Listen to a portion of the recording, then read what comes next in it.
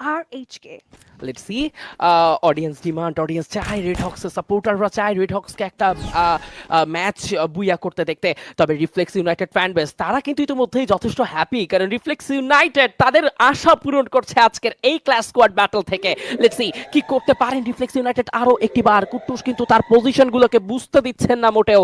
তবে শুরু হবে কিছু ওয়েপন লিমিটেশনের সঙ্গে। প্রথম রাউন্ড প্রতিটি সিএস ম্যাচে, ক্লাস স্কোয়াড ম্যাচের প্রথম রাউন্ডটি কিন্তু থাকে কিছুটা বলবো যে কিছু লিমিটেশন থেকে, যেমন ওয়েপন লিমিটেশন, রিসোর্সের কিছুটা গ্যাপ থাকে, আপনার কাছে থাকে না কোনো ভেস্ট, না থাকে কোনো হেলমেট, এবং সেই সঙ্গে গ্লোওয়ালেরও মিসিং পাওয়া যায়। যারা ওয়েপন বাই করেন তাদের জন্য কিন্তু আসলে গ্লোওয়াল ইউজ করাটা একদমই বলবো যে দুষ্কর হয়ে যায়, থাকেই না তাদের কাছে।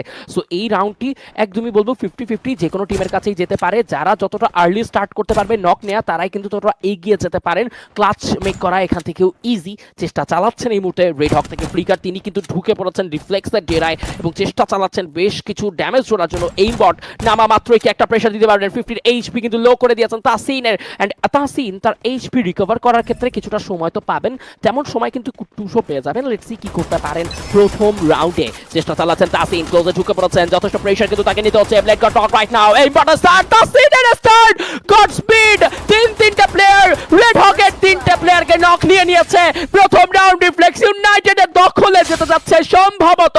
Flicker the last man, flicker the last hope for team red Hawks for the round number 1 of the match number 2, and দ্বিতীয় ম্যাচের প্রথম রাউন্ডে কি আবারও ছিটকে যাবে রেড হক?